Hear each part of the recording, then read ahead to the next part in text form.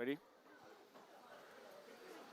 All right, welcome everybody. I hope you had a nice lunch and something cold to drink as well, because it's quite hot in here, as you feel. So now we'll talk about is Sweden ready for physical AI? We'll have a short presentation by our great colleague, Professor Shivesh Kumar first. And after that, we'll have a panel discussion and some demonstrations. I'm Björn Johansson and will be the moderator for this half hour together with you. So please, Shivesh, it is yours. Yeah, thank you. So welcome everyone to my presentation. I'm going to talk about a brief history of humanoid robotics and what's happening currently in our field, and also what can we do in Sweden to be a part of this boom. So we know about classical automation. So industrial robot arms, they have existed in companies for about 50 years. And they are pretty successful in what they do. Like if you have a job that you want to automate, and it's not going to change, so you can deploy these kind of robots, and they can do complex operations. The downside of these robots is that there is a cost associated to installing these robots. And if your product is changing, then you cannot adapt to the new product quickly. So an alternative to such robots is the humanoid form factor, because most of the spaces where we are operating in, they are designed for humans. So a humanoid form factor could be very interesting. And humanoid robotics has been studied since the 1970s. That's when the first humanoid robot appeared in Japan in Waseda University. And then the story continues until today. First, Japan was very active in this area, and then USA took the prominence. And now recently, we see a lot coming from China. But I would like to show you the state of the humanoid robots 10 years ago. So this is from DARPA Robotics Challenge, where the robots were asked to solve some basic tasks.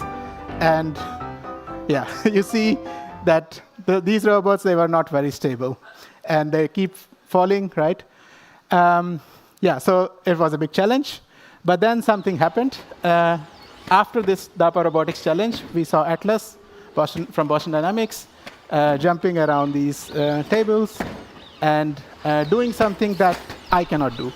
So it was the first backflip shown by a robot. And when I saw this video, I was doing my PhD at this time. It kind of took my sleep away. I wanted to know how these robots work and want to build one ourselves. So at that time, I was in Germany, so we started our own humanoid development. And we built a series of humanoid robots called RH5. And we focused on muscle-like actuation so that we can improve the speed and the payload capacity of these systems. And this muscle-like actuation is quite good when you want to build humanoid robots for industrial and manufacturing scenarios. And this kind of design approach has been used in several humanoids currently, like Tesla, Optimus, Figure AI, and so on. And I've also written a book about it. And now, just 2 years ago, the humanoid revolution has finally started. IEEE named 2024 as the year of humanoid. You see a lot of global investments from the big tech, Google, Microsoft, NVIDIA, you name it. They are all investing into robotics and physical AI. According to ARK Invest, the humanoid market could be $1 trillion opportunity. Every year, more and more money is being poured into this area. And while there is a lot of truth to the success of these robots, I also want to mention that there are many challenges. So we have solved locomotion to a large extent, but still, if you want to do something dexterous with your hands while maintaining your balance, this is still very challenging. And the other thing that has happened in parallel is the success of generative AI, right? Which is very good for cognitive intelligence, but this is not the same thing as physical intelligence. So that's something that we are still trying to understand. And this is something that I like to say when we talk about this, that when I was growing up, we were told that robots will do the boring work, you should study STEM, be creative. But now, with generative AI, the ChatGPT can write poetry and do creative stuff, and all I want is robots that can do my dishes, right? So that's something that we are living through right now. So to address some of these challenges, when I moved to Sweden, I started with the Robot Athletic Intelligence Lab, RAIL, at Chalmers, and our vision is to do the next generation versatile automation with highly dynamic robot. We want to do cutting-edge research in this topic and also educate the next generation of robotics and physical AI researchers in Sweden. And our advantage is that we are one of the few labs in Europe that have a full stack experience in humanoid robotics, so doing from the hardware all the way to cognitive intelligence, vision language action models, and so on. And we are growing. So here is a brief selection of our projects. So we have a project on optimizing the design of legged robots, which is funded by SSF. We are working on bimanual loco manipulation. So how do you carry like heavy object with 2 hands while walking and not losing stability? We are working on developing a physical AI gym that people from all over the world can log into 24/7 and train their AI algorithms. And also doing some software work for creating digital twins of humans. Because when we want to transfer skills from humans to humanoid robots, we need accurate models of the humans. And when it comes to teaching, I'm also teaching a course which educates students about humanoids. And we did a 3-week hackathon just recently in this course.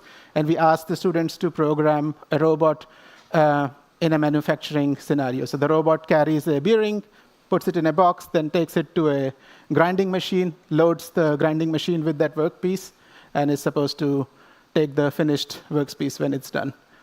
And what was very impressive for me personally was that all of this was possible within a matter of 3 weeks. Just a few years ago, if you want to do something like this, it would take months. And 10 years ago, if you want to do something like this, it would be maybe a PhD project. So things are moving really fast. The hardware has gotten very good. The software tools are improving. And more and more things are to come in this area. And we are not far from a day when it would be something like an app store for humanoid robots, where you can buy new skills for an off-the-shelf robot platform. So this brings me to the next point. Where does Sweden stand? So I would say that Sweden has a strong industrial base. It's land of various global companies like SKF, Volvo, IKEA, Ericsson, etc. Also, Sweden has 6th highest robot density in the world. That means Swedish companies know the importance of industrial automation. And ABB is one of the major suppliers of robot manipulators. And we also have world-class universities doing research on robot manipulation and autonomous systems. So we are well placed, but we need to make the next steps. So my humble call for action would be to invest more seriously in this area, because we need to be early adopters of physical AI technology. The clock is running. If you look at investments today in USA, in China, and South Korea, these investments are going to compound and define the landscape for the next decades. And robots are leaving the lab, so we need to create a healthy ecosystem where academia, industry, and startups, they can work together to create physical AI. And it's time that government and universities should commit seriously to physical AI research and education. So that was a short presentation, and now I would like to show you some quick demonstration of the 2 robots that we have. So the first robot is Fido. This is a robot dog. So it can say hello to you. Yeah. So this is an off-the-shelf platform, and we have modified the robot. We have put some additional sensors on it, a GPS unit, and a microphone and speaker, so you can talk to the robot in natural language, and it understands the context and, responds to you. And we are preparing this robot to make a tour guide at Chalmers. So you can ask questions like, oh, I want to meet this professor. So it can navigate, it can talk to Google Maps, find a path to the office. So it's a good platform for us to see how we can combine the physical aspects of intelligence to the cognitive aspects of intelligence.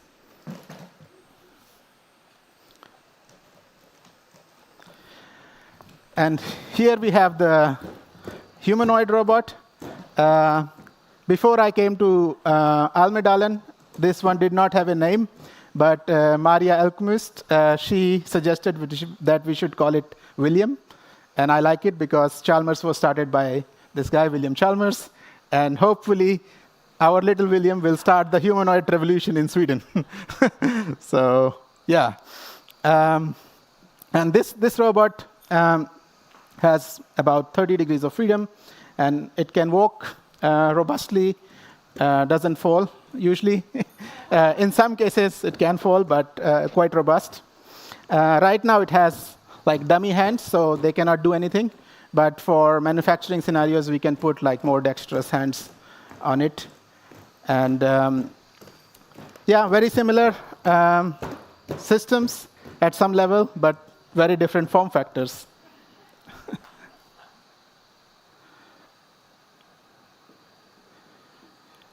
Good. So that was a brief introduction and the demo. And now I would like to invite the panelists to talk about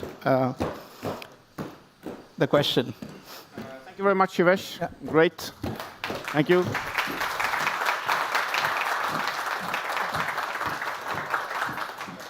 So to continue the discussion, then we'll get some other perspectives. You have seen some of the research and development from Shivesh and what's ongoing.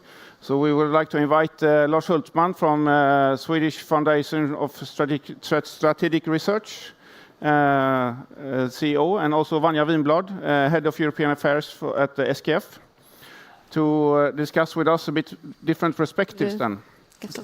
So of course, humanoids are in the making, so to say. We have seen also they are running the marathon, for example, quicker than a human as well. Yeah. So there's a lot of different things coming up. But what could we expect for the future? What are the challenges and what are the possibilities and options? Yeah. So yeah, I can start. So as I was saying in my presentation, I would say locomotion is like 80% solved. And if you want to do some coarse manipulation task, like carrying a box or sorting some packages, I think that's something that is still possible, already possible with the present-day humanoid technology. But anything that requires fine manipulation skills, where you need the dexterity of human hand, that's where I think we are currently lacking. So both from hardware perspective and software perspective, we are not there yet. But I'm pretty sure soon we will be there as well.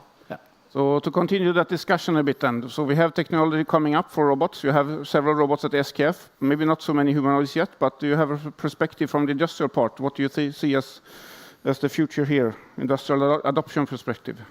Yeah, thanks Björn, and thanks for impressive demonstration, Shivesh, and a good keynote. So from the heavy industry perspective then, my first point is that I would say the biggest near-term value of AI in manufacturing might not come from a humanoid themselves or itself. It will come from putting AI into the machines and the production system that we already have on the floor, generating a massive amount of IT, OT data every second. So imagine if we would apply smart AI on that data, that could potentially help us optimize ultra-complex reset operations where we are very dependent today on very senior and experienced operators. It could help us with visual inspection and control, so quality control, avoiding defect parts to slip through, but also avoiding to maybe sort out too much, which would be, let's say, bad from a material efficiency perspective. So making, let's say, our machines more intelligent, the ones we already have today, could really help us, let's say, in real time optimize our productions. That is, let's say, from just to have that very clear. But when it comes to the humanoids, the ones we just looked at here on two legs, so the value case is right now less obvious for us on that case. I mean, looking at a bearing, which we have tried it in our own site, a small typical bearing could weigh easily 30 kilos, which is about 10 times the weight the humanoid can carry. So it puts a little bit the capacity, the current capacity and capability into perspective. Where it does become interesting, however, is in the more, let's say, manual variable tasks, such as in remanufacturing our circular business model. Here we have maybe two pieces of one type coming in one day, another day another type. So it's let's say less obvious case to automate our let's say conventional automation system. So here we are actually exploring it.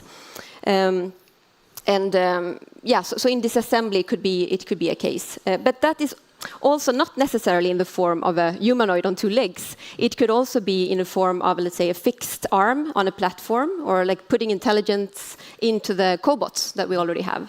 So they could then be fenced in and more protected. Or we could, let's say, add some intelligence layer on an AGV, or let's say autonomous vehicle. So in short, we are really exploring now where physical AI could add real industrial value, rather than assuming that it must be a humanoid. But the development is fast. So. Yeah. Thank you very much, Vanja. So there is a lot of opportunities in industry, but of course a lot of challenges to solve. And then we need to do some research to find the solutions for those opportunities. So Lars, what is the perspective of a Swedish research capability to work on these things? Well, the answer is always more research. And I'm very happy as a funder. I congratulate you to the progress. Thank you. I am a material scientist. I've come to understand from speaking to some robotics researchers that the human touch, the sensor and the finger touch, you mentioned that the hands are going to evolve. Yeah. And the last thing that you need to evolve is a touch of the finger to sense temperature, vibrations, humidity, vibrations. We are so good at that, and particularly if you want to engage these humanoid robots in the healthcare, you need that human touch. Yeah. And also, you referred to the AI, the computations. I suppose you need to have edge AI. Yeah, that's correct. Connecting to the cloud on and off. Yeah. Then you need to have microelectronics circuits that are very efficient, maybe vertically stacked, integrated. Yeah. So it becomes, to me, as a multidisciplinary, if not more than interdisciplinary research field. So I actually have a question back. How do you interface with those other disciplines? Well, robotics is highly interdisciplinary, as you said, and I always say to my class that if you want to be a good roboticist, then you have to be the jack of all trades and ace of one. So you really need to know many fields to a very good level, but be specialized then in one aspect. And for example, in my class, we have students from mechanical engineering, electrical engineering, computer science, engineering, mathematics. So it's really fun to talk to all those different backgrounds and bring their energy back into robotics so that we can push this area further. Yes. Coming back to Vanja, that question as well, similar then. So if you think about industrial needs, for example, for safety, reliability, robustness, and also worker acceptance, right? So should we have those kind of humanoids alongside us? Is it anything there we have to think about as well? It's an extremely relevant question. So in the industry, employee safety is always first. It's a first priority. We have been working with, CE markings on machines and the European Machine Directive, and let's say always having that's influencing, let's say, all of our standards and processes and the way we interact. So with maybe, autonomous robots operating closer to people, we need to have very clear rules, very clear standards. Who takes the responsibility if it would suddenly deviate from its, let's say, intended behavior? So I think, but also this is relating back to, maybe your next, where we are supposed to talk about it, where could Sweden lead? This is an area where we are very good. We are very good in setting standards. This area could maybe be one, in combination with our deep experience in production system, in automation, in robotics. So setting those safety standards and taking the lead here, I think that could be an area for Sweden to lead. Definitely, thank you. So thinking about that on the research perspective from Lars as well then, how can we facilitate this with the test beds or pilots, experiments, and to validate the work? We need definitely test beds, and I think that is a very important responsibility for government. I would also say that Sweden has very good conditions. We know Chalmers has also research on robotics at Lund, KTH, RISE, Linköping, and others. We are a rich country in resources. However, there could be matching problems. I feel, as a funding agency, should I have a call on robotics X, what should that X be? I need your input on X. And also the matching problem with the other funding agencies. There is a landscape of different funding opportunities. Speaking of the SSF, we have grants for industrial PhD students every year. We have research institute graduate students to be announced every second year now next in August. We have strategic mobility every year, and we have industrial postdocs, and we have adjunct industrial professors that will be announced for the third time now in August. And then my last point is for all parts of engaging in this interaction is collaborate internationally. Yeah. I was in Taiwan 2 weeks ago, and I met with their Minister of Research, who happens to have a PhD. All their ministers have PhDs, for whatever that means.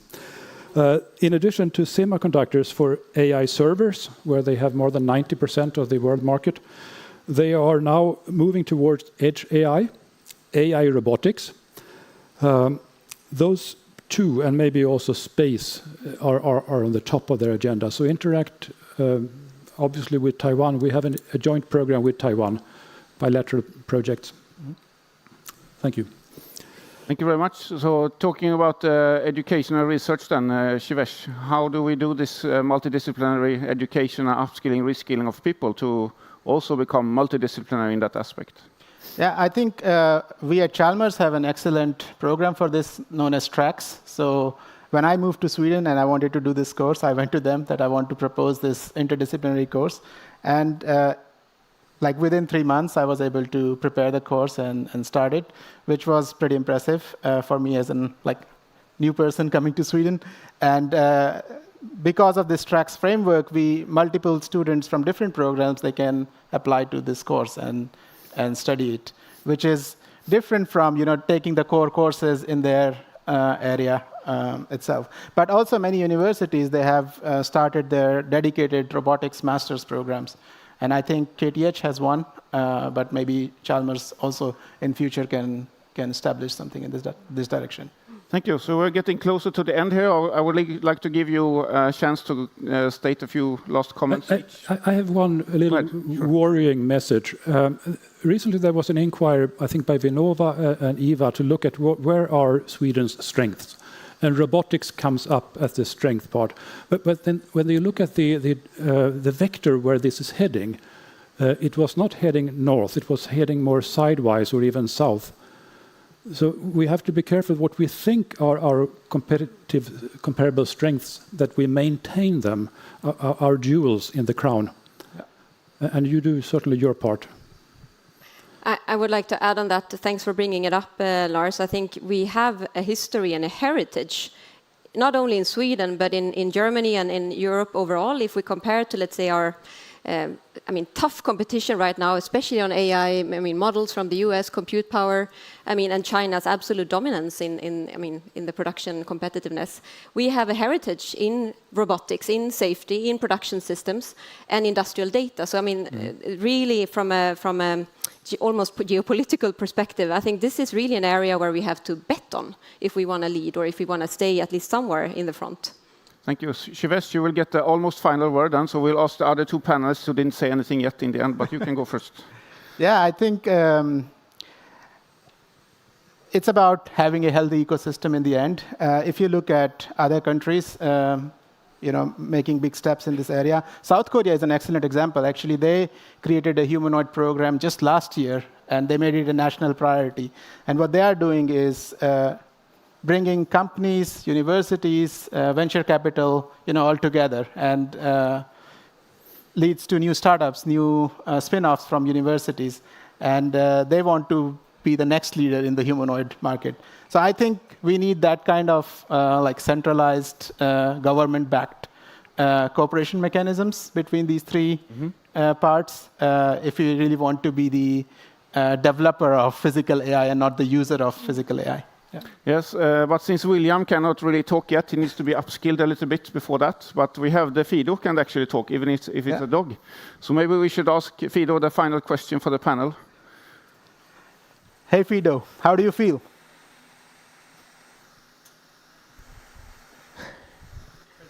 No? He's not in a good mood today. That's right. Looks like we have a full house. Ready for some robotic fun? Okay. Can you say hello?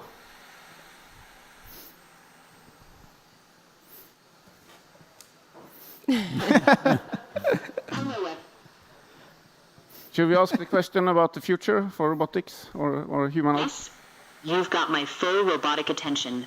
What can I do for you? What do you think about the future of robotics in Sweden?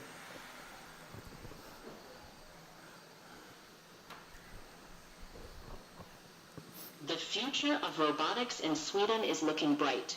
With innovation hubs like Chalmers and a crowd like this, I'd say robots are about to become everyone's favorite coworkers, and maybe even dance partners.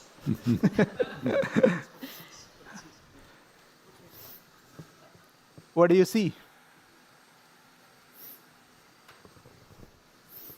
That's a good question. I see a fantastic audience under a bright tent. All eyes on me. It looks like I'm ready for a show. Don't worry, I'm not stage shy. Yeah.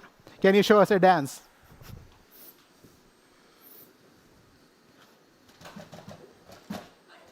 Time to show off my best move.